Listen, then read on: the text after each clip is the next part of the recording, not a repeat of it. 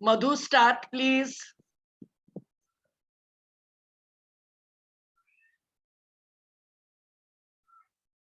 Madhu.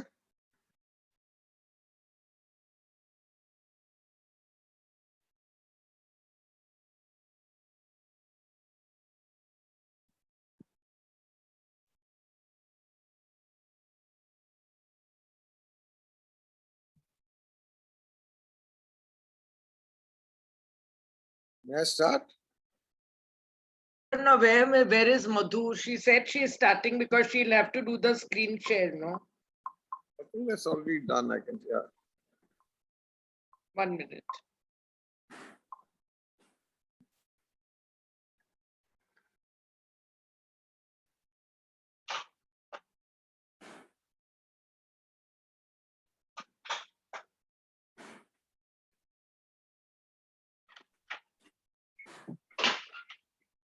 Acha, so we just start? Yeah. Let me just, Okay, fine. Yeah. Yeah, Sudhakar. yeah. Please. Yeah. And participants, welcome to day 2 of Maharashtra through maps. Yeah.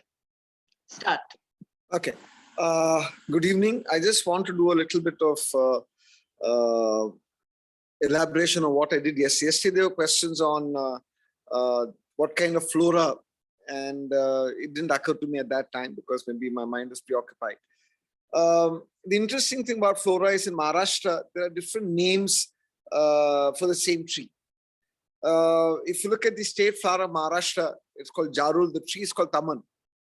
And in the same group, so that is Lagistromia, there's another species of Lagistromia where the bark peels off. That in the Konkan and is called Nana. The same tree in Vidarbha is called Lendia. So sometimes it's very important for us to know the scientific names for us to know whether we're talking about the same. So similarly, there are these trees called Kuda, Safed Kuda, Kala Kuda, which are Rhytia tinctoria and Hollerina antidicentrica. Now these two trees, their names in the Vidarbha is completely different. So when you're talking about flora, there are certain trees like, there is a species called Ain, or what people normally call crocodile tree, a crocodile bark. The same in other places called Sanj. So some of the same tree. So therefore, the English name, of course, most people identify because it has a grayish bark, which is kind of looks like the back of a crocodile. And that's one of the most common trees across the forests of Maharashtra. You find it in the Konkan, you find a lot of it in the Vidarbha region also. So therefore, that's one tree which is very common. So when you're talking about the flora and flora especially, it is mostly in the Western Ghats and parts of the Konkan, connected to the Western Ghats, that you find patches of evergreen trees. The rest of Maharashtra is mostly what we call deciduous. Deciduous to dry deciduous. So most of Vidarbha is deciduous. If you go to Dhule, it is dry deciduous. Therefore, that I thought I'll just mention before we start today's session on understanding when you're talking about the flora in terms of flora of Maharashtra. So we'll start with, if you look at the map, and I want you to go to the north part of the map, the northern part of the map, which is Nasik division. So if you look at Nasik division, and if you look at Nandurbar, Dhule, Jalgaon, okay, and a part of Nasik, the northern part of Nasik used to earlier come under what is called the Khandesh division. So there was West Khandesh, which was Dhule, and East Khandesh, which was Jalgaon. Therefore, it is when I was teaching in class, one student felt that Nasik also comes under Khandesh. But I definitely know that Nasik district, the southern part of it mostly is not a part of Khandesh. But northern Nasik is definitely a part of Khandesh. Why is it called Khandesh? Again, because after the Tughlaq dynasty. It was given to local rulers who were given the title of Khans, and therefore under their regime it became Khandesh. And before that, I think it was also called as Snehu Desha before it became Khandesh.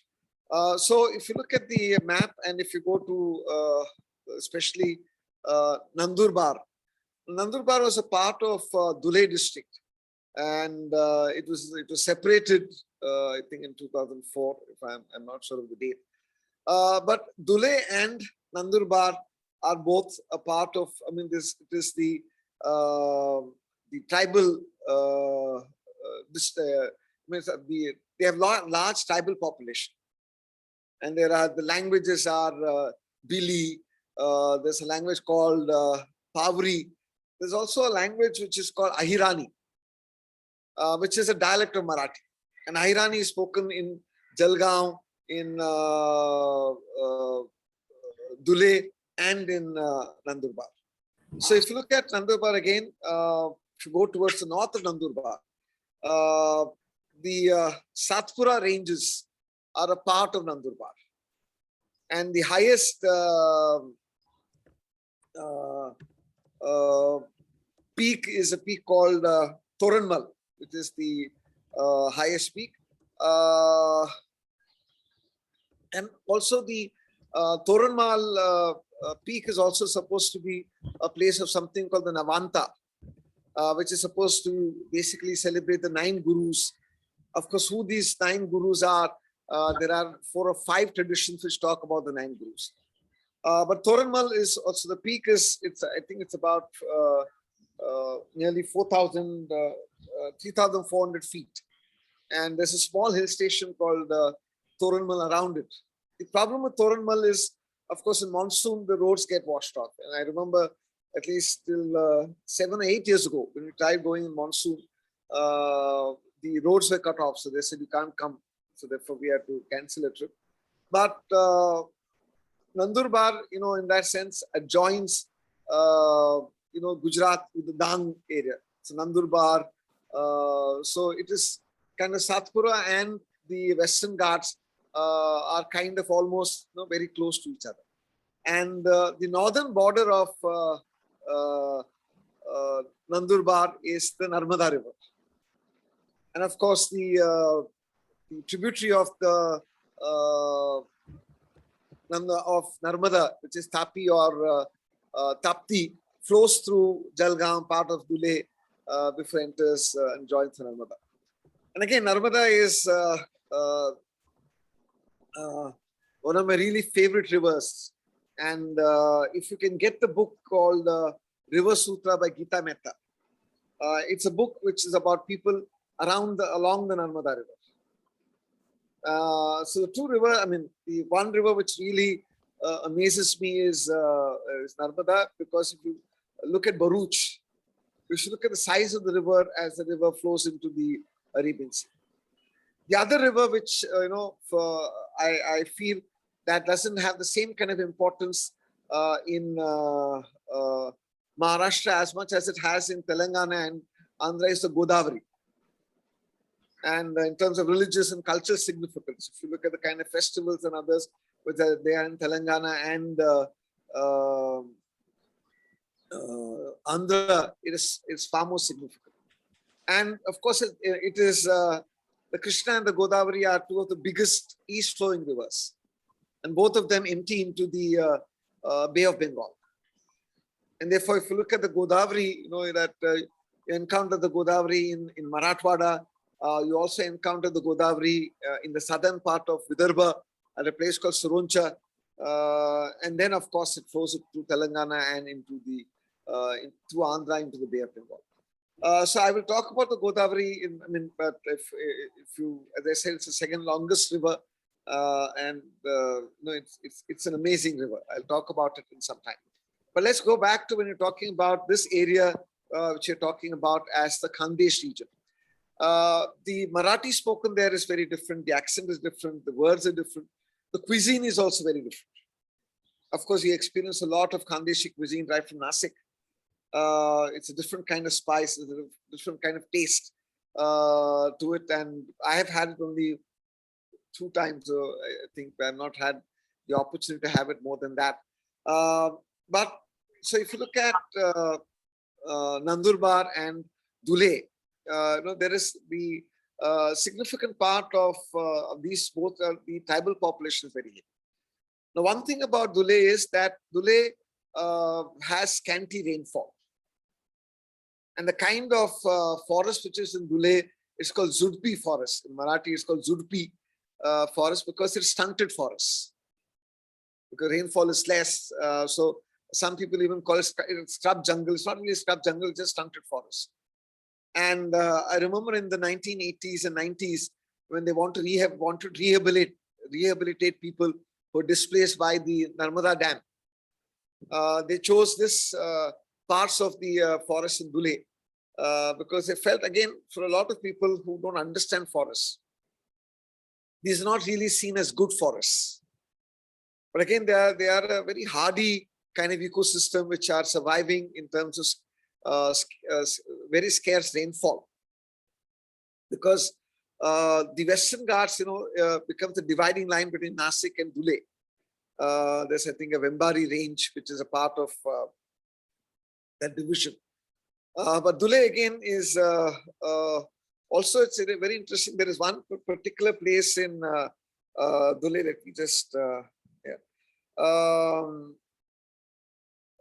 it is called, there is a town called Dondaicha in Dhule. It's the only place in Maharashtra where they extract sugar and other similar components of glucose from maize. Most of Maharashtra sugar is extracted from sugarcane. But Dhule, it's interesting that I find it's a very interesting fact. The other part of Khandesh is, of course, Jalgaon. And Jalgaon is, I think, is important for a variety of reasons, because especially 2013-14, Jalgaon, parts of Jalgaon district have had, used to have severe consequences of drought. In some places, they will get drinking water once in 14-15 days, because that's the kind of shortage. And Jalgaon for me also is, it is India's capital for arid region technology. So if you look at drip irrigation, some of the biggest companies which deal with drip irrigation, of course, the Jain irrigation, Jain irrigation has I think 33 locations across the world.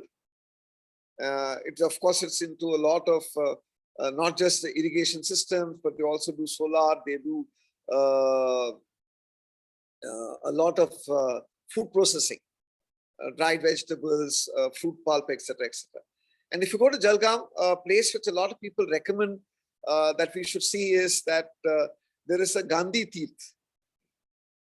It's it's an international center for Gandhian studies and Gandhian way of Gandhian economics, they call it. And I find that very ironical because Gandhi was very critical of big industry. And the Gandhi Teeth is sponsored by the Jain Foundation. But it is worth visiting because of the kind of work they're able to do. It's really fascinating. But this, again, of course, Gandhi's life himself had a lot of contradictions because he was very critical of, he was wanted village-based small industry, he was against big industry. But even if you look at the Sevagram in Varda, okay, it was supported by, the land was given by Bajaj, the running of the place was, was sponsored by the Birlas. So he had this interesting relationship, but for me, a center for Gandhian studies should be focusing on small industry. I don't know how many of you here are familiar with somebody called J.C. Kumarappa. And J.C. Kumarappa is possibly the most well-known Gandhian economist. And you must see some of his works and institutes he set up in Tamil Nadu, because they're all focusing on the philosophy of the Gandhian kind of idea. But the Gandhi Teeth is something which, it's a massive place. Whether it's really represent the spirit of Gandhi, I'm not sure. The other thing about Jalgaon is something that I think it is known as the district for bananas. 2/3 of the banana production in Maharashtra comes from Jalgaon, which again for me is very interesting and even strange, because parts of Jalgaon suffer from severe drought.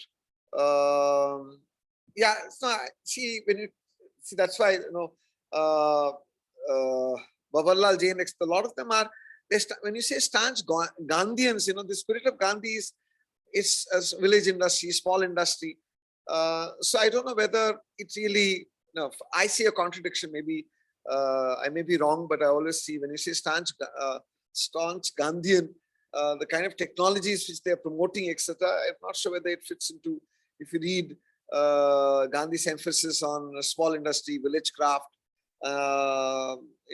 those kind of things. So that's why I see a contradiction. So I don't know what is the definition of a staunch Gandhian. I am not, so I guess I'm not the best person to comment on this, but I'm just sharing my sense of irony when I saw the Gandhi teeth, which is there. So I think I apologize if people have a problem with that, my definition, but that's something which I thought I must share. If you look at Nasik, as I said, north of Nasik is mostly again Khandesh. And north of Nasik, if you look at Malegaon, like Bhiwandi, it was one of the important, loom towns.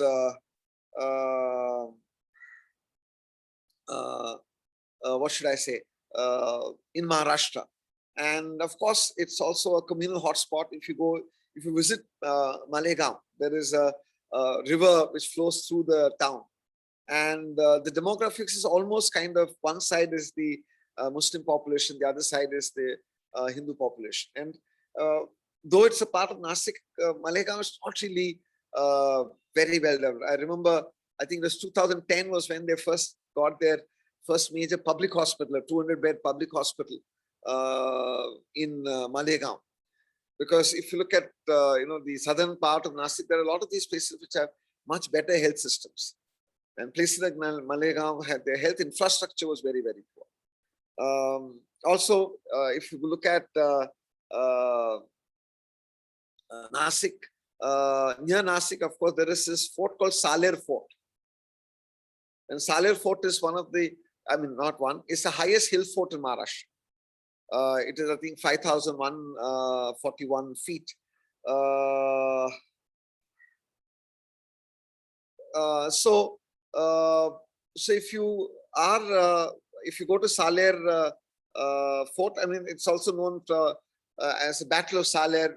Saler Fort is a place where a significant part of the treasures which Shivaji got from Surat was kept before it was sent to the other parts. It's a hill fort. Of course, there's a lot of denudation now, but it was also a very strategic fort. And I think in 1672 was the time when the part of the Mughal army had a 5-month siege, and then Shivaji sent 3 or 4 different army groups, and it was relieved, and the Mughal army was defeated and pushed back. But also it's interesting, if you look at the Battle of Saler, if you look at a lot of popular narratives, it mentions 3 Mughal generals. There's also another Mughal general who, I don't know why his name is omitted. His name is Ram Singh. Ram Singh was the son of Jai Singh, of Mirza Jai Singh. So he was a part of one of the generals of that. And also Ram Singh also fought a battle. If you look at the a major battle in Assam along the river, Ram Singh also was one of the generals. So therefore, again, when looking at history, we also need to look at in terms of what kind of history is happening. Also, if you look at Nasik, I would definitely, Nasik has some of the most interesting military museums. There is a tank museum which I would recommend you to visit. It's mostly open air, and it has very, very interesting tanks from different countries. There's also an artillery museum, and if you go to the artillery museum, the first part, there is one part of it which talks about the history of artillery in India before the British and the modern artillery systems which are there in the Indian Army. And it mentions about the ruler of Anup Singh of Bikaner using interesting projectiles in the siege of Golconda. And I was wondering, and if you look at the history, it's very interesting. Anup Singh was a part of Aurangzeb's army. Okay, and he was also in charge of many parts of Maharashtra later. But in the siege of Golconda, he was a part of the thing. But the artillery museum does not mention the fact that it is a part of the Mughal army, and because none of the Rajputs ever fought so far away in Golconda, but they did fight as a part of the Mughal army. But then, of course, the artillery contribution was tremendous. But I just thought, in terms of when we read history, there are very interesting omissions in our, what is official narrative. This is an official narrative of the Indian Army, and therefore, for me, it's a matter of concern. Because in terms of, we are kind of, airbrushing parts which is not it doesn't fit well with our current popular narrative. So therefore, that's there. But Nasik again is interesting for so many reasons. Now, if you look at in terms of the Nasik district, if you look at the in terms of one of the highest producers of garlic and onions, it is of course called the wine capital of India. Also, it is the place where the Kumbh takes place, because the Godavari, at Trambakeshwar and things like that. But even if you look at the Godavari in Nasik, now I remember 2-3 years ago, I had taken students to Nasik as a part of a political science field visit to study local self-governing bodies. And one of the things we discovered that Nasik has about 6 or 7, water treatment plants. And I was talking to one of the, there is a numismatic museum. There's a museum also. There's also a center for Dada Saheb Phalke, but the museum is not very well maintained. Nasik has very, very interesting museums. But anyway, I was talking to this engineer and was asking, he said, in Mumbai, you can afford to actually dump a lot of sewage without treating. Because the sea, and of course, if you have outfalls, which is about 2 kilometers away, most of us in Mumbai don't understand. So the number, if you look at the population of Mumbai and the population of Nasik, the population of Mumbai is so many times, and the number of, of course, and most of the effluent treatment plants in Mumbai are not working. But in Nasik, they are constantly modernizing. And because he said there was a time when the Godavari used to be polluted, but now, because in terms of the whole nature of its holiness, at least the municipal corporation is making sure that all the water which it releases properly treated.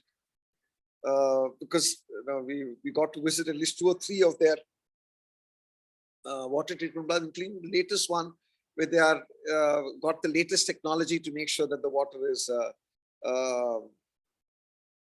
is properly purified. Also, if you look at one of the major problems for a city like Mumbai is the solid waste management. And Nasik Municipal Corporation, one of the best I know of public-private partnership of solid waste management. They have tied up with one French company for regular solid waste, and they don't have public. It's all house collection, and it's very well managed. And a lot of the solid waste, organic waste, is converted into manure, and they sell it. So therefore, there is a revenue generation from the solid waste plant. There's another solid waste plant which is done by a German company, which is interesting because it deals with all the food waste from hotels and all kinds of places, which needs a different kind of treatment. But both of them are seen as in terms of where they are profitable ventures. In Ahmednagar also I saw similar, but it's not of the same kind of scale or quality which is in Nasik.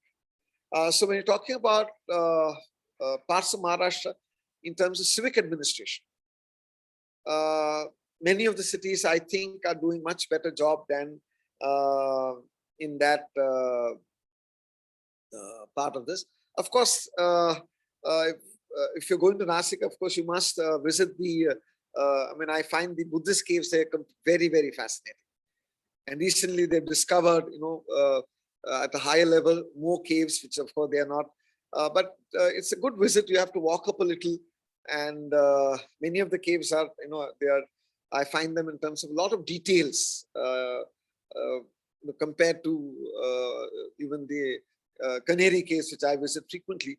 But the Buddhist caves in the outskirts of that is something which I think you must definitely make it a point to visit, because I think that is there is a lot of importance. And also, if you look at the highest peak in Maharashtra, Kalsubai.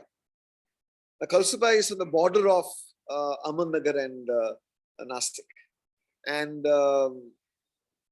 it's very interesting in terms. I mean, it's a trek I think which everybody should do, because the highest peaks in the Western Ghats are mostly in Kerala. Anemudi is at 8,800 feet. Compared to that, Kalsubai is 5,400 feet, and I think is possible for everybody who is young in spirit and physique. Doesn't matter what the age is, but it's also interesting to look at. And also, if you look at Kalsubai is named after 3 cities, and there is another city. I mean, 3 sisters. Sorry, there is the second sister is called Ratanbai.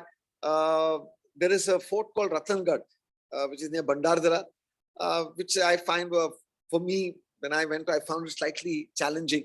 But that's also an interesting fort in Ahmednagar. So Ahmednagar district has a lot of interesting forts which are worth visiting. But the most important thing for me about Ahmednagar,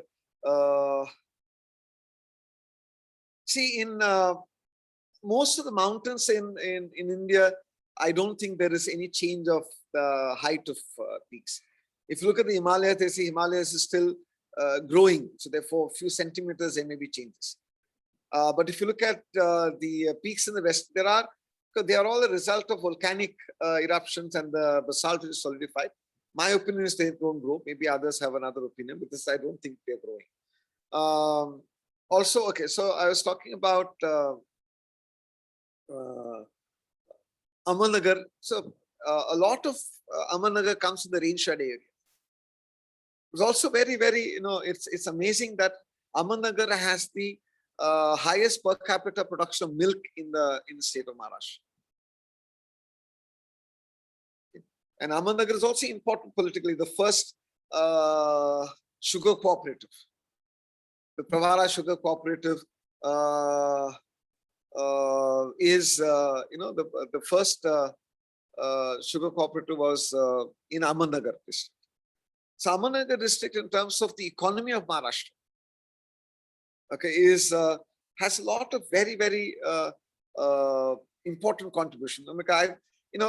For me, when I first discovered maybe 3 or 4 years ago, I was actually shocked, because if you look at Ahmednagar district has place like Ralegan Siddhi, which is connected with Anna Hazare.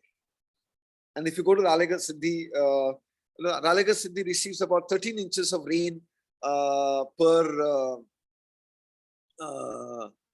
year. And in a district which has a lot of areas which are in that sense, scarce rainfall, and to have something like this important. So of course, now there are a lot of private players who are into milk production in Ahmednagar. Of course, Ahmednagar, in terms of Ahmednagar, and is important because it is a part of the Nizam Shahi. Ahmednagar has stories of people like Chand Bibi, and also it was Ahmednagar which resisted the Mughal advanced quite a bit, okay, in the 16th century. And one of the persons whom I think we don't study much in history is Malik Ambar. And Malik Ambar, in terms of work with a lot of Maratha chieftains. And Malik Ambar mastered the art of guerrilla warfare, okay, in the in the 16th and 17th century. It's also, if you look at some of the Mughal paintings, there's one Mughal painting in terms of Jahangir, where in the painting there is Jahangir is shooting an arrow through the head of Malik Ambar. Because Malik Ambar was, of course, he came in as a slave from Ethiopia, but he served in the Nizam Shahi dynasty. And he often, when Ahmednagar, he was also somebody who set up the administrative, set up at Junnar.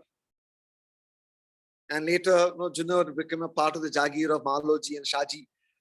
So therefore, the Ahmednagar, the Nizam Shahi dynasty has its own interest, very, very interesting history, stories of bravery, and in terms of the fact that Malik Ambar, till he lived into his 80s, he was never captured.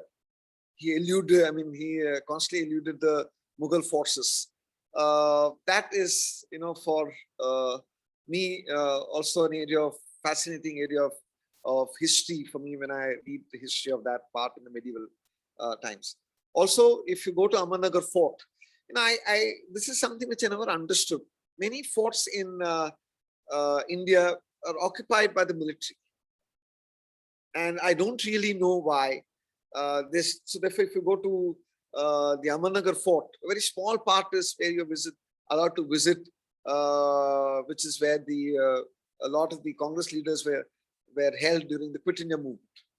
And but when I went in 2014, we could visit larger parts of the fort and walk along the walls. All that is now further, even then it was under the military. They slowly increased their control over the fort. And it doesn't really serve much of a purpose. They have a lot of cantonments. And forts should be there in terms of properly labeled. And people should be allowed to visit because there is so much of interesting history. And it should not be. Similarly, if you go to Nagpur, I'll deal with that. If you go to Nagpur, in the center of Nagpur, there's a small fort called Sita Balbi. And the final defeat of the Maratha forces was at the Battle of Sita Balbi. That fort also is open only, I think, on 2 days, August 15th and Jan 26th. It's also, and when you go in there, we got special permission once to go. There's nothing of military significance. It's just a piece of real estate which they're holding. Because if you look at Ahmednagar Fort, there's some palaces which are fairly intact, but the problem is because they've been left to decay. One particular palace is filled with bats. Okay, you can't just go in because there are thousands of bats inside. But it is an important part of the history. There's also a monument dedicated to Chand Bibi, which is not really her palace, but it's called Chand Bibi Mahal. So Ahmednagar city itself is worth visiting. Of course, there are a lot of other religious places like Shani Shingnarpur and other places which are important from a religious perspective in the context of Ahmednagar district. Of course, yes, you should visit the Ahmednagar Fort because so many Congress leaders were there. The names of all of them. There is, it's that part is well kept. But I strongly believe that in terms of a sense of history and in terms of a lot of students of history, visiting these places become very important. Of course, most of our forts, especially in Maharashtra, have absolutely no labels, no explanation.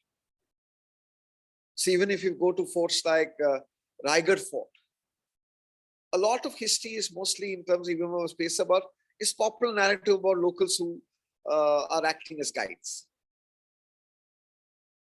there is, there is need for, in terms of, I don't know which institute can take up the responsibility of providing, historically accurate information about forts, because all forts have such multiple histories, okay, and interesting features, and there's so much one can do, but that's something which I think is a huge lacuna in India. Okay. Any of the forts are visited, except of course parts of some of the Rajas, forts in Rajasthan, which is managed by trust, but there also I think information is very, very scant. But Maharashtra especially, most of the forts you take up, even if you go to Rajgarh, there's very little detailed information. The Rajgarh is a amazing fort at multiple levels, and it remained Shivaji's administrative capital till the end. Even today, if you walk up, there are some administrative offices which are in Rajgarh Fort. At least when I went, I don't know the current thing, but it was there when I went some years ago. But so this is something I hope somebody will look at.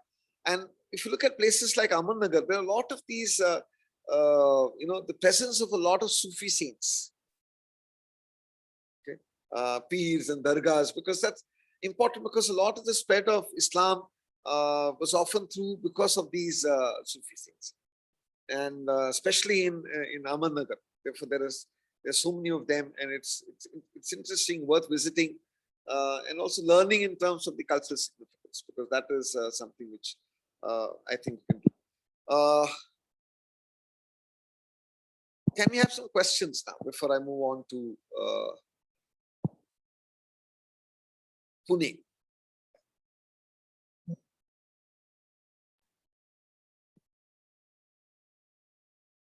I thank participants adding to what I'm saying, because sometimes there's too much of details which is there. So if I'm trying to cover just the broad features, thank you for chipping in. Achha. Sudhakar, Ramesh is saying that Ahirani is not a dialect but an independent language of Khandesh. So see, no, I understand, because if you look at in some of the what I've read, if you go to places like Nandurbar, Dhule, it's seen, but in Jalgaon often it's mentioned as a dialect of Marathi. I can understand it is definitely for me the confusion was because it was seen as because both were mentioned in terms of what it is as a language, because Ahirani is also mentioned. If you go to Nandurbar, especially along with Gujar, Pavri, Bili, they are seen as languages spoken. But in Jalgaon especially, it is seen as more of what should I say? It is.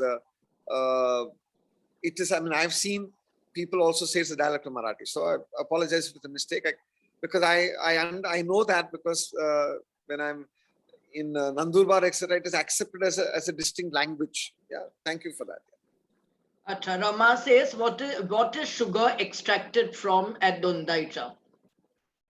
It is from maize, corn, because that's, I mean, I never knew that you could extract corn.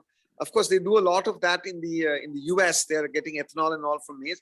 In India, Dondaicha is the only place where they're using butta, maize, corn for extracting sugar. Okay.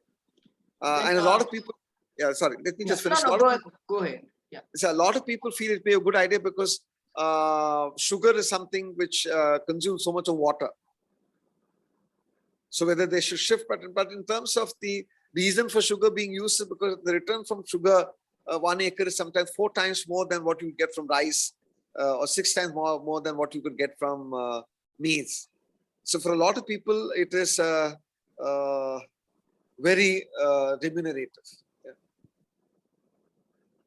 Yeah. Then Dr. Ravindra has a lot of information that he's put in. Mr. Jain of Jain Irrigation is a staunch Gandhian follower.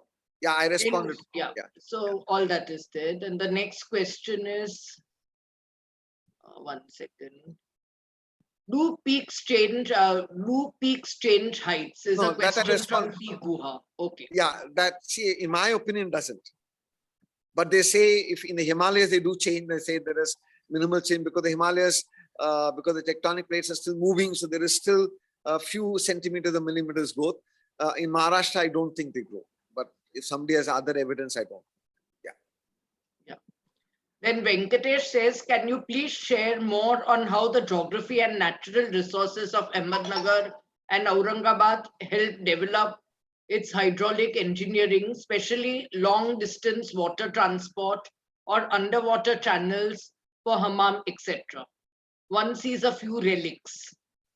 Yeah, see, one of the important things, of course, parts of Aurangabad district and others also receives water from Godavari. But if you go to Aurangabad, especially if you look at the Persian wheel and things like that, there's water comes from the some of the hill ranges, which is about, I think, 15-20 kilometers away.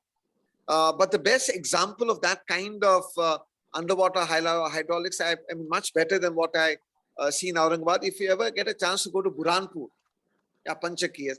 But if you go to Burhanpur, there's something called the Kundi Bandara. And the Kundi Bandara, in terms of, again, you can actually walk through the, underground aqueduct.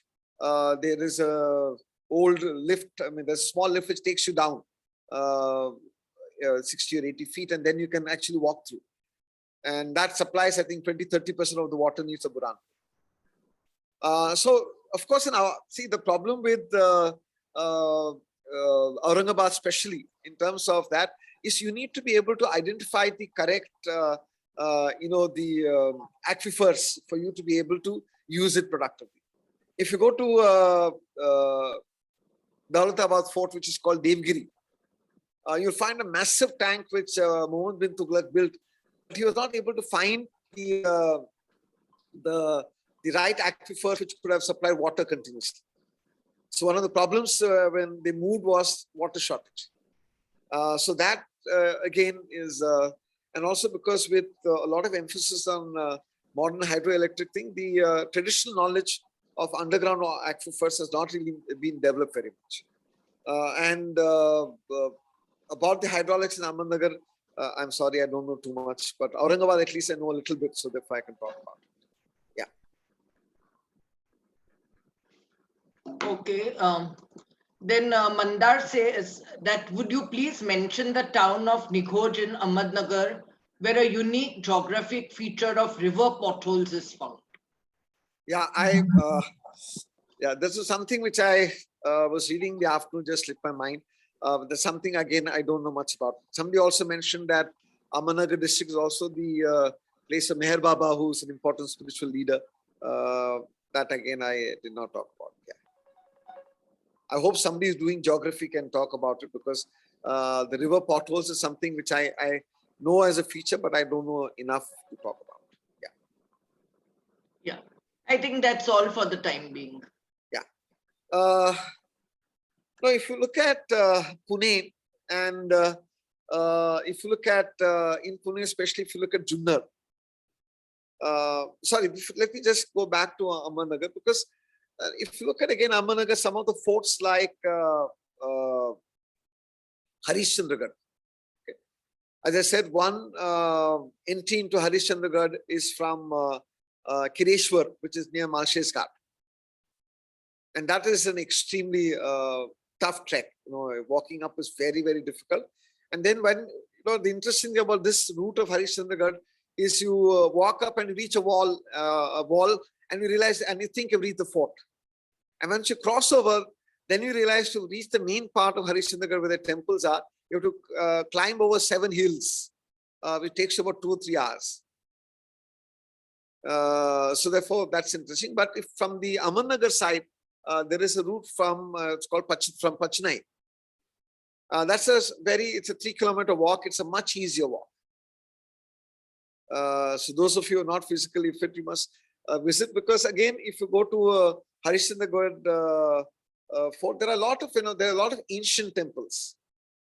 And along with the temples here, there's also this fascinating view of the Konkan Kada. You can see. And now, of course, there's a lot of haze. You cannot really see about you can't see, but earlier when you said you could, clear days, you can actually imagine, you can see the sea. It used to be so clear. Yeah. What is the question on flora and fauna? I didn't get that.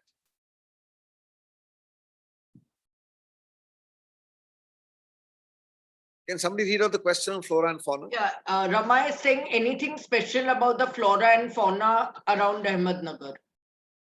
Again, in terms of the fact that if you go towards Ahmednagar, you find a lot in Ahmednagar town, etc. There's a lot of what we call trees which are more hardy. So you find a lot of boar, ziziphus, which can handle drought. Of course, there is also palash. There are some ayn, but a lot of them will be in terms of there are a lot of acacia trees, because a lot of them have to handle in terms of much lesser precipitation. So that is something which is there. But if you're doing enough water harvesting, of course, if you go to places like Ralegaon and Siddhi, they're now also cultivating a lot of pomegranates, because they've been able to say, of course, a lot of the new afforestation uses species which I am not too supportive of, because they do a lot of planting of Australian acacia, etc., which again they say that helps reclaim barren land. If you go to Puducherry, Pondicherry, the Auroville, of course now it's green and there are a lot of local trees, but at one time it was mostly reclaimed by using Australian babul or acacia auriculiformis. So there's a lot of exotic trees which have come, which have been planted by the forest department to combat the dry region, drier part of it. But the local species, of course, many of the terminalia species, things like ayn, even Arjun near water bodies is quite hardy. A lot of the Lagerstroemia species are also very hardy, which you can find, and of course all the ficus species, your people, banyan or wad, bargat as they call it. So all these are also you'll find a lot in and around Ahmednagar. Yeah.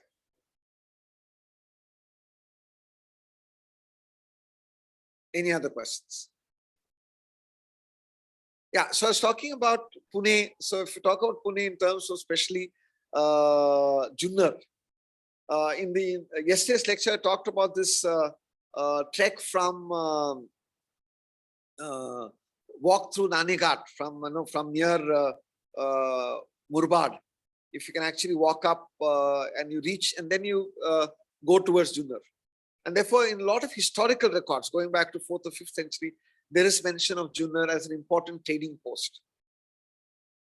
And so therefore it was under the Rashtrakutas and other kings. And again, as I said, the importance of Junnar in terms of the Maratha history was with the setting up of an administrative capital at Junnar as a part of the Nizam Shahi.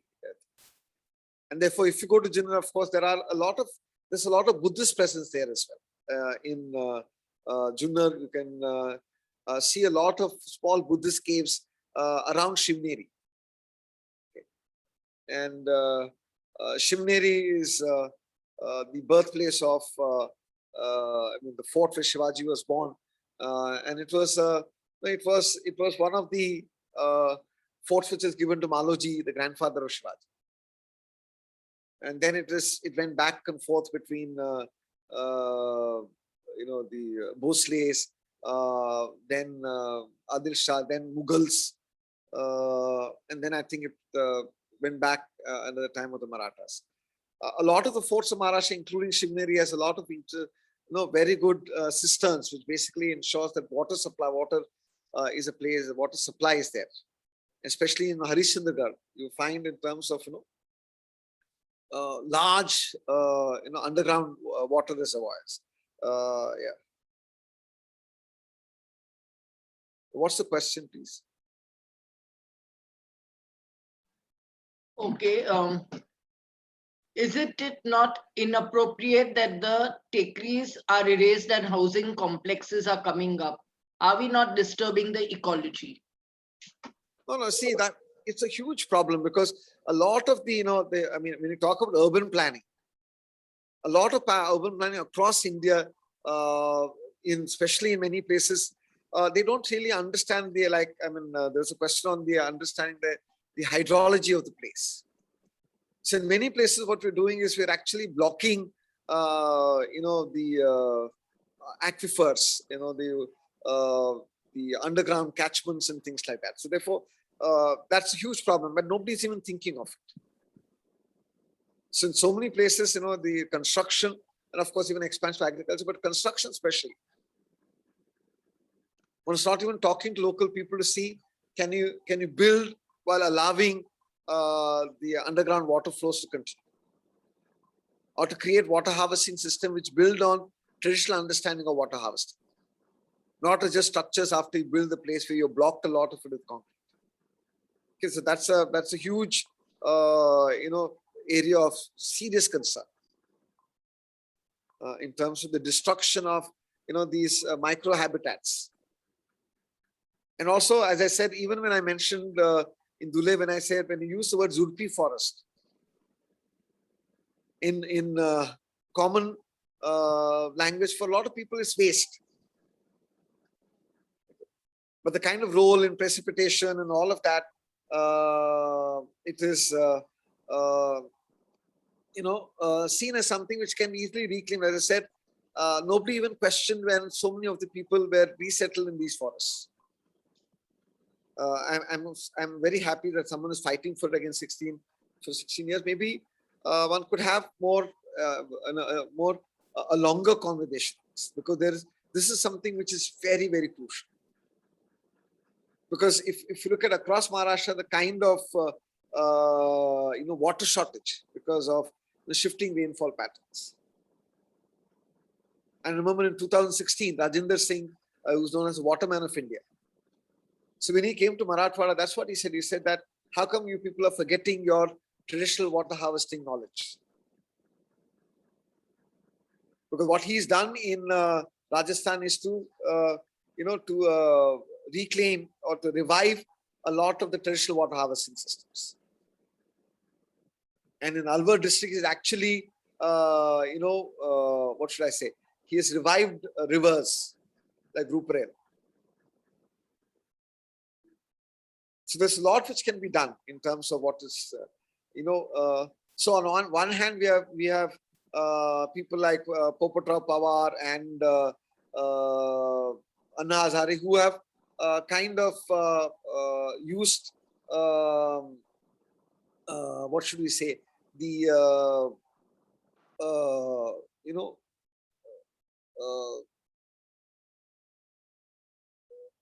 foresting the hill slopes and doing a lot of gully plugging and things like that.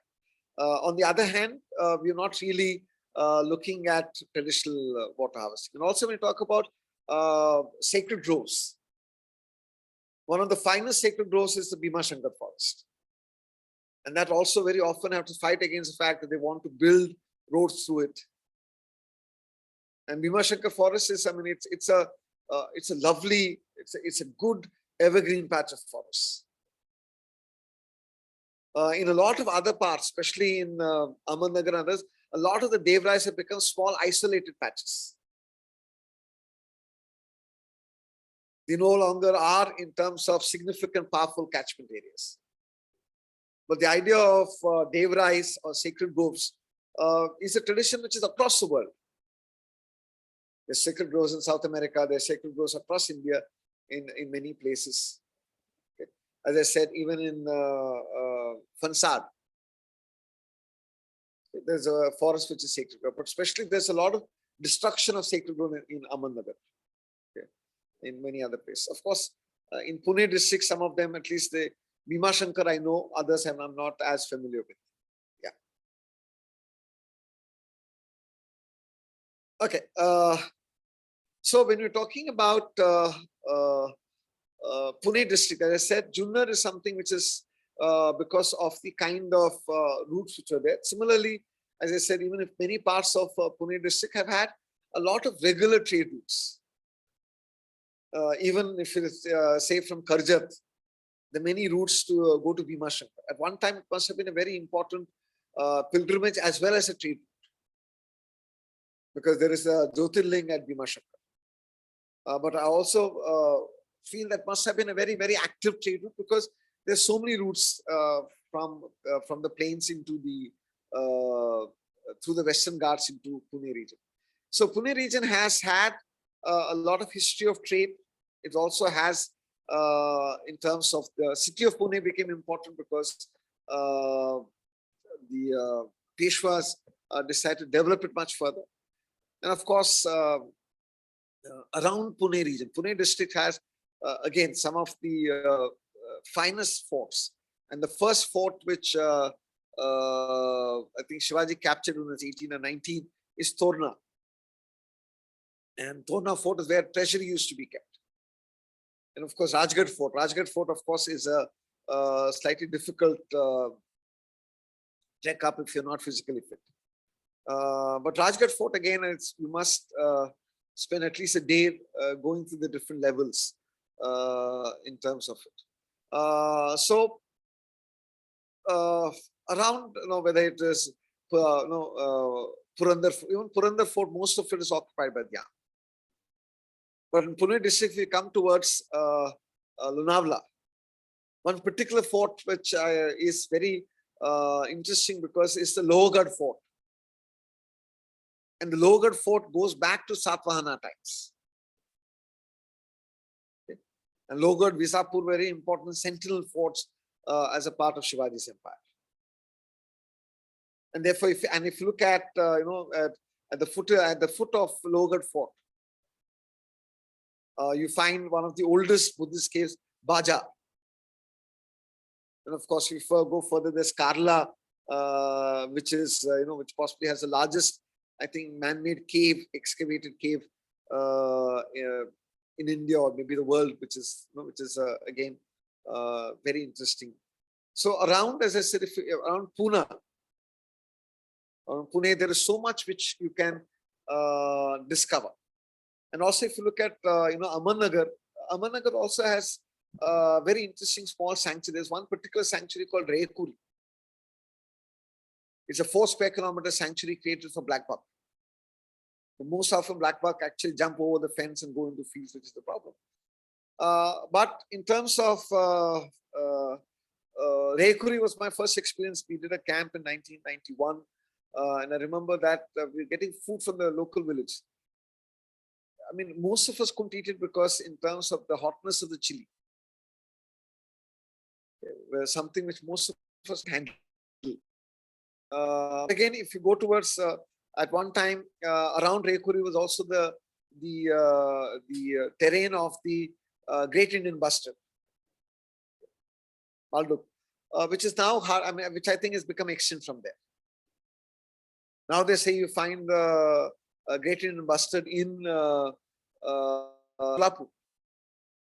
But 3 years ago, when we got the forest officer who was there, said that he himself has not seen it in about 2 years.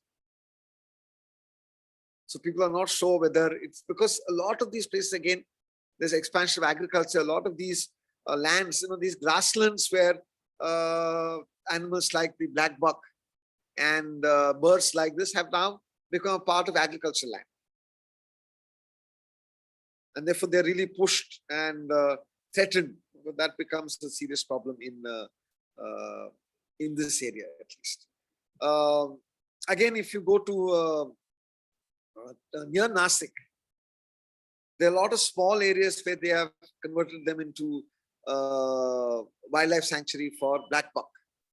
Okay. Near Nasik also has, has some of the, I think, really good population of wolves.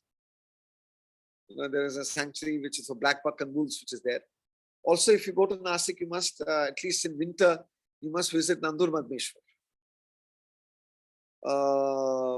which is, of course, it is, it's for water birds. It's a very good, and now the forest department, local communities have done a lot of work to where the locals are also part of the stakeholders, and I think it's very well done. It's looking at it is really doing well. And also, if you look at in Nasik, there are quite a few NGOs which are trying to kind of improve catchment.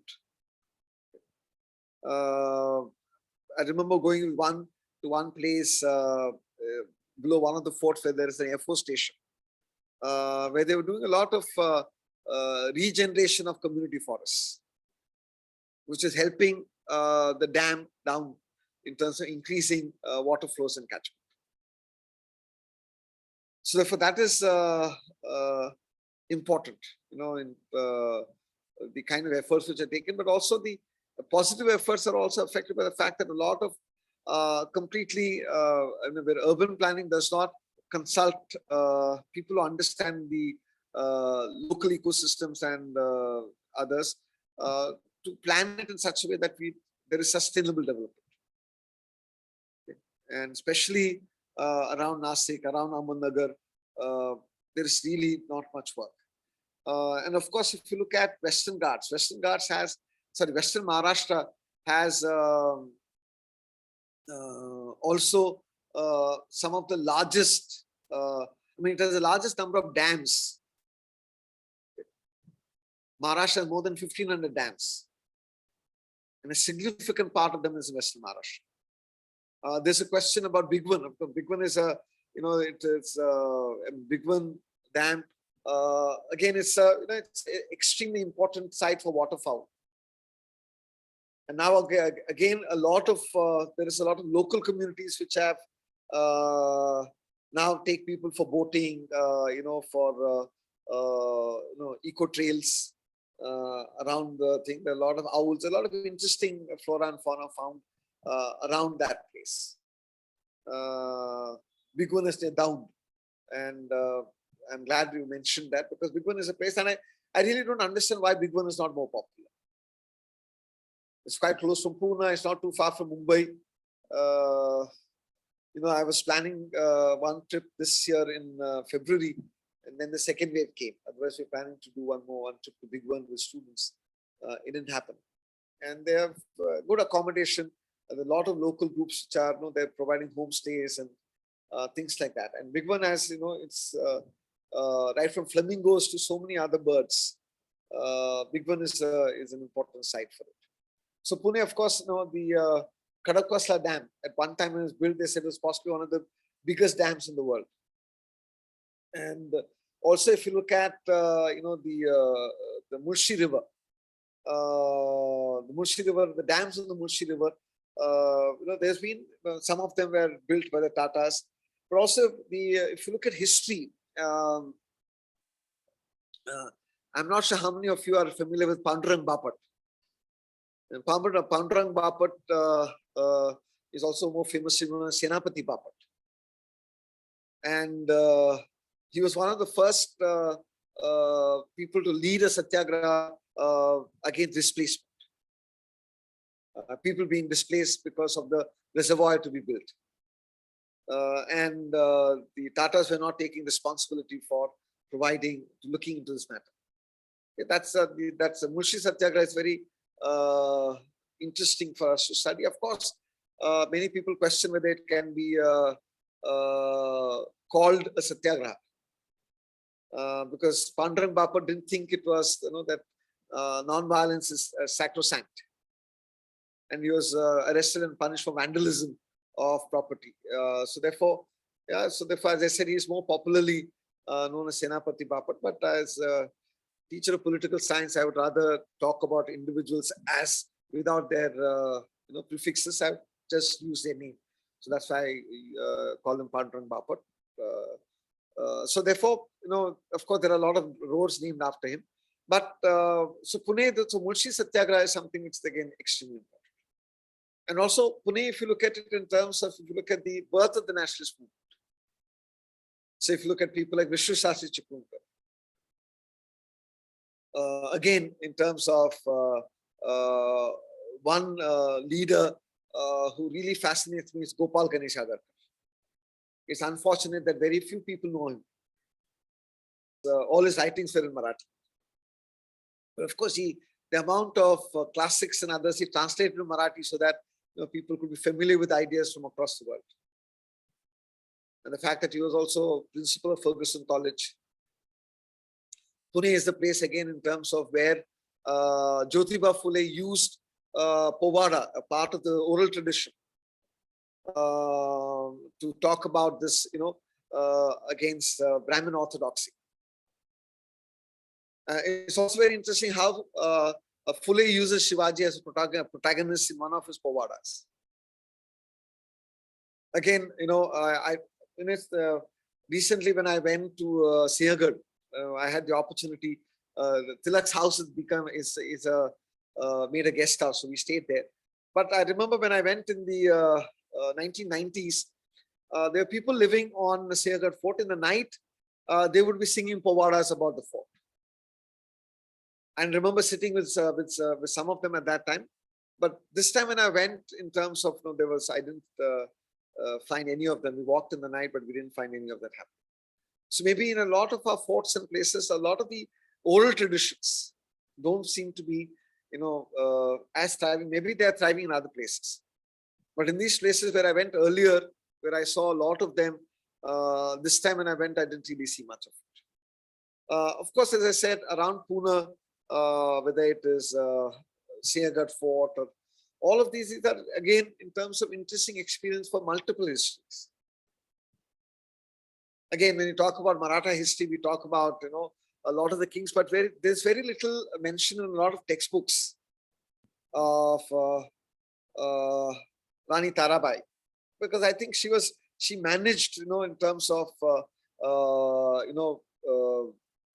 after the death of Rajaram, in terms of, administratively, militarily. So there is a lot about the history of Maharashtra where I felt that, I wish one studied. I don't know about textbooks, but a lot of the books I read in terms of when I'm teaching Maharashtra politics, I don't see much mention of her. Of course, there's mention about her being involved in court intrigues, but as a leader who inspired lots of people, who actually held a lot of the Mughal forces at bay. Which is again, it is something which I think we need to really look at more seriously when we're talking about history. Because in terms of history, can have so many narratives, so many strands of history. And we are very selective when we're using this. I'm not a historian. I'm talking about it from my experience. So therefore, this is something which I thought I'd just share. And as I said, there are so many parts of Pune District which you can explore for various kinds of, whether it is Buddhist, Maratha history.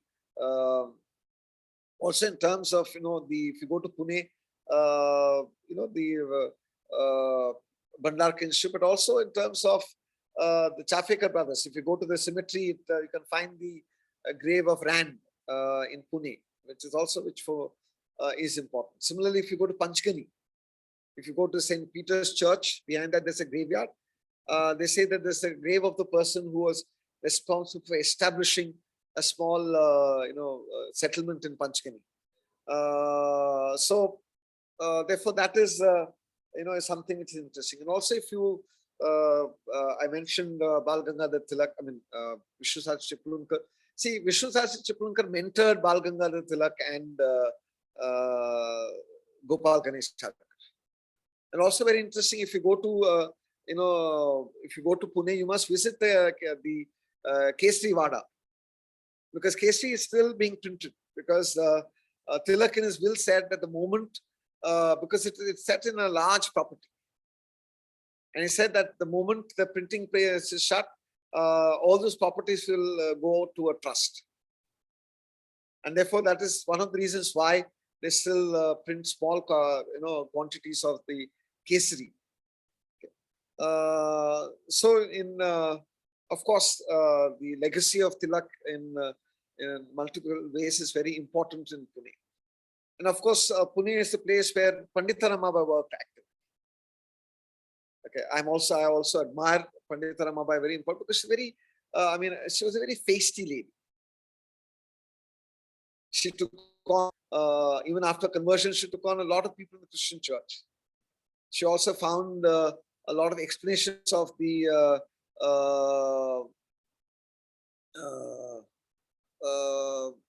this Trinity was something which is unacceptable. Yeah, this, even in terms of whether my memory is failing me. If you look at Tarabai Shinde and Stri Purush Tulna, or if you look at Kashibai Kanetkar, who was the first woman novelist in Marathi.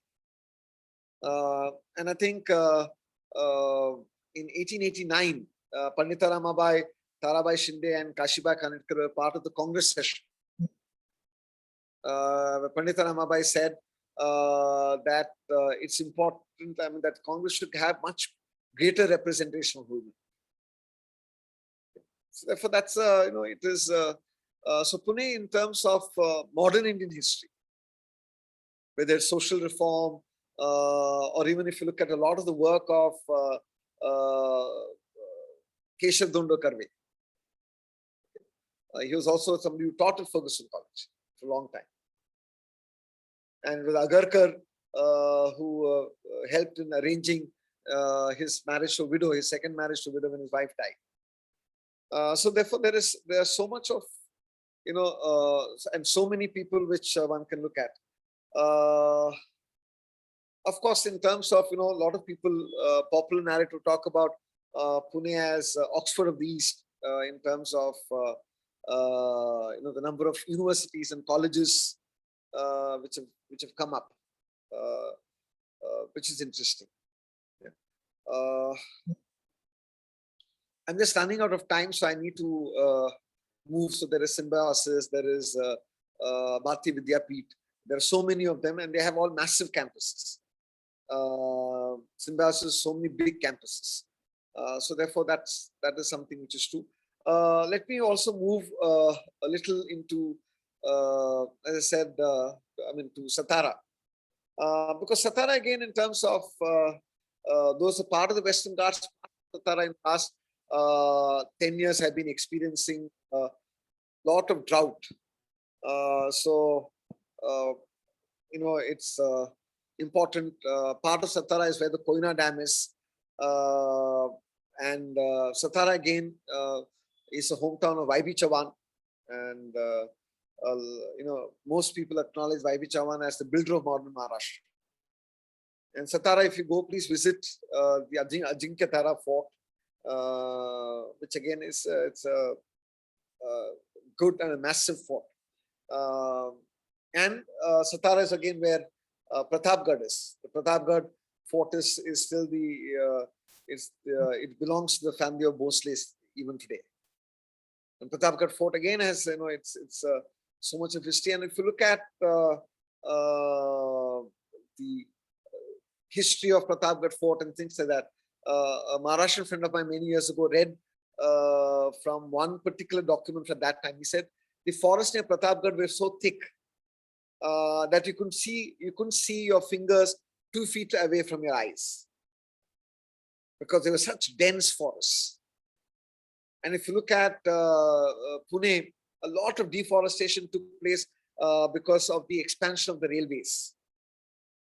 But not just for railway sleepers, because earlier a lot of forests were also cut down for the steam engines. Before coal was used, they used to use wooden belays. Therefore, denudation of forest was a lot to do with what we call because of the railways. Also, there's a very unique thing I have not seen. If somebody has seen, Pune and Raigad district and Thane district have very interesting railway lakes, because you needed a lot of supply of water for steam engines. So if you go to Lonavala, Bushi Dam is a railway lake. My dream was always to stay. There is a small railway guest house on the Bushi Dam. I don't know whether it's maintained well, because the railway guest house is at Palasdari near Karjat, and the Kakuli Lake and Ambarnath. Those guest houses have gone. And also a lot of the area around Kakuli Lake is now taken up by a water bottling plant. But you should visit. I mean, if you have a chance to visit, of course, now Kakuli Lake is not what it was when I remember, because 4 years ago I went, and because of the presence of a lot of industry which has come, the water is more polluted. Palasari Lake, again, the railway property is kind of abandoned. But the idea of railway lakes is something which I found interesting. I don't know whether it interests other people or not. To make sure that there was a dedicated supply of water for steam engines. And of course, they began to be disused because the Bombay-Pune stretch was electrified. Then the need for steam engines and all of that then just disappeared. So coming back to Satara. So if you talk about Satara in terms of the history, in terms of the fact that the grandson of Shivaji ruled from Satara Fort. And he was the one who appointed the Peshwas to take care of the administration. And the fact that descendants of the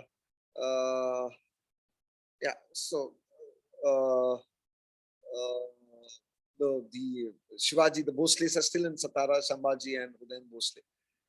So Satara is again, as a part of Western Maharashtra, is important. Again, Sangli.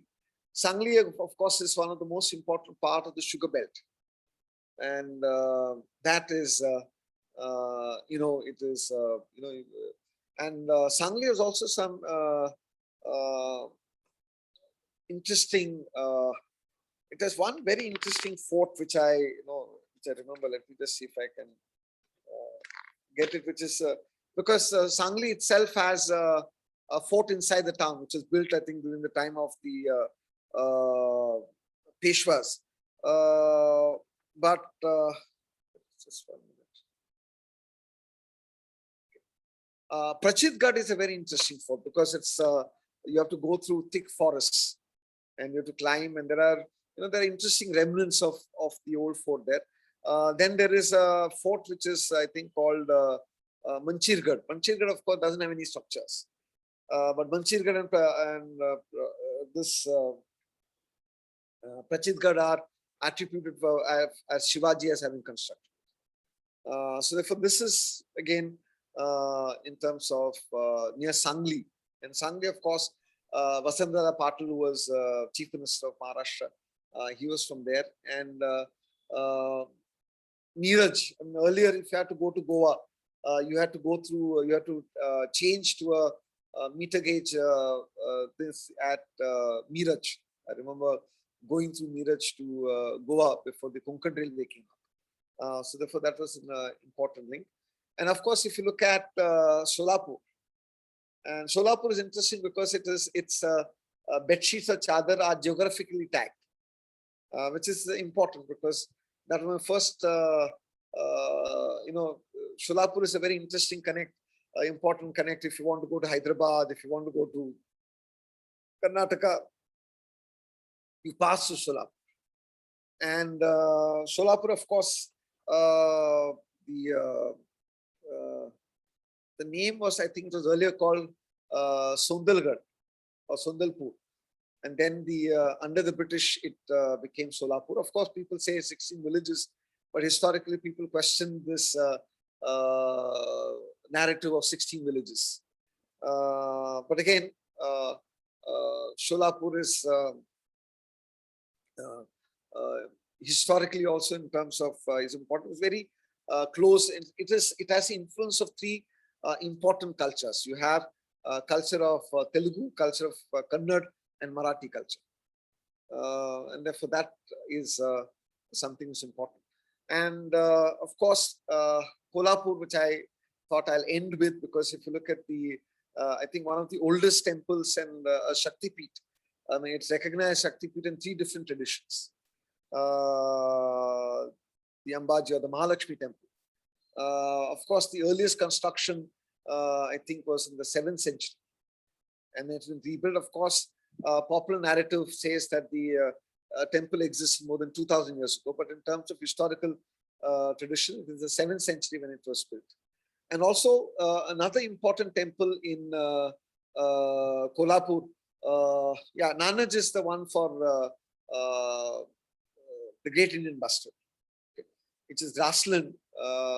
There are places where you can stay. There is forest guest house, guest rooms there which you can stay. But as I said, the sightings of people say they've not seen in Nanaj. But I was talking about a very important temple in Kolhapur is the Jyotiba temple. The Jyotiba temple, earlier it was seen as now it's an important site for pilgrimage.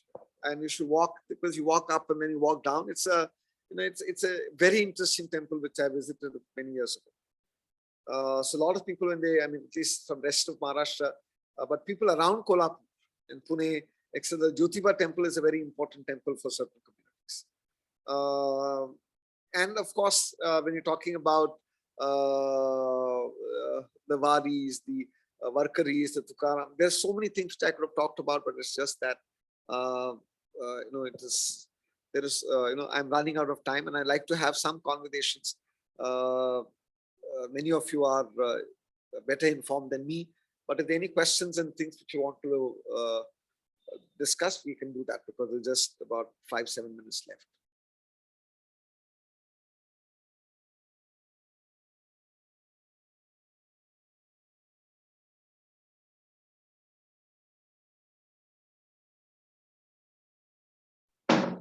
Yeah, any questions? You all can unmute yourselves and ask.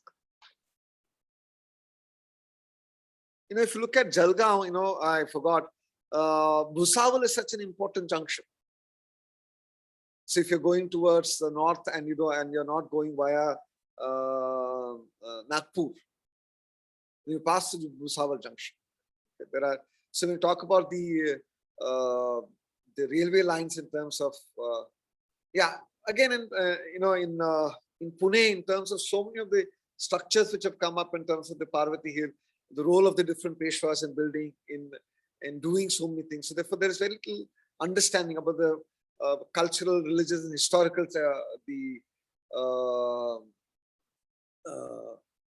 significance of Parvati Hill in Pune. Of course, it's many years since I've been to Pune. Earlier, I used to enjoy walking up and discovering things for myself, but I've not been. So many of these, last few years, my travel has come down a little. So therefore, some of these things which maybe I'm not able to remember as well.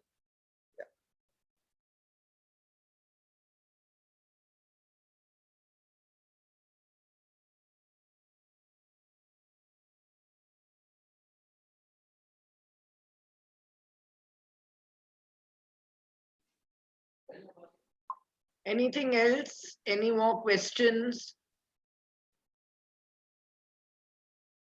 Yeah. So there are a lot of things about Pune which I have not really touched about Pune city, and all of that is something which one could talk about the camp area, and even the area around Shaniwar Wada. A lot of those things in terms of is something which one could talk about. I just got left out.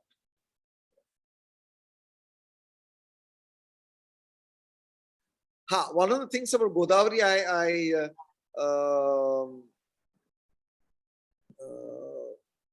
I forgot to mention. I don't know how many of you, I forget the name of which is the name of the book on paleontology in India. The name starting with P. The author's name starts with P. So there are a lot of there is a Raja Kelkar Museum. There are so many museums in Pune which I didn't mention at all, which are definitely worth visiting. And there's also a very small museum near Shaniwar Wada. I don't know whether it's open now. It is called the Arthropoda Museum. I actually love going to that place. I don't know what condition it is in now. And of course, the Ganesh Utsav stuff from 1893. In terms of the libraries, there is so much. Of course, one can talk about Pune.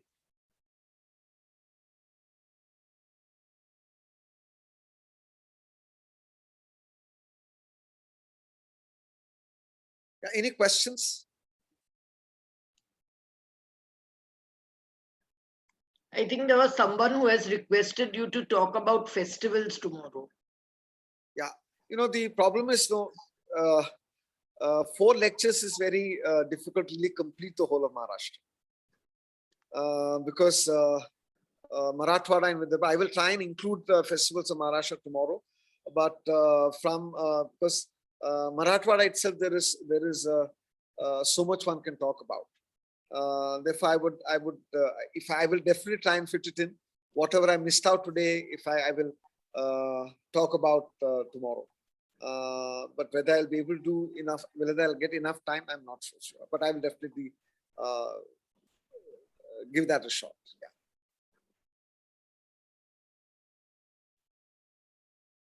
And also in the 19th century, the number of societies which are set up in Pune, Satyasurak Samaj, Sarvajanik Sabha, there's so many of them who was set up. So I always, when I teach my students, I say that Pune is the cultural capital of Maharashtra. So that's there is so much, and so maybe a lot of you are Maharashtrian will definitely know much more than me, but Pune itself will take the the punch out mission was a very controversial thing in terms of people had to price shit. So no, that's why I'm saying there's so many stories about Pune. Okay, about Pune itself, if one talks about, one can take a session. So.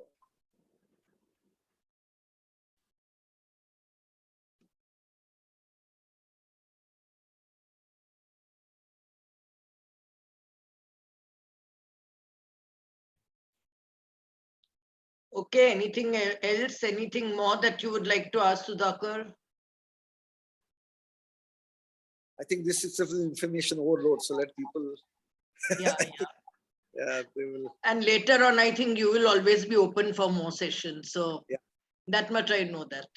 Yes. Yeah. Thank you. Okay, thank you so much, participants. See you all tomorrow. The same link is valid for the next 2 days also. So be seeing all of you all at 7 tomorrow. Yeah. Thank you, Sudhakar. Thank you.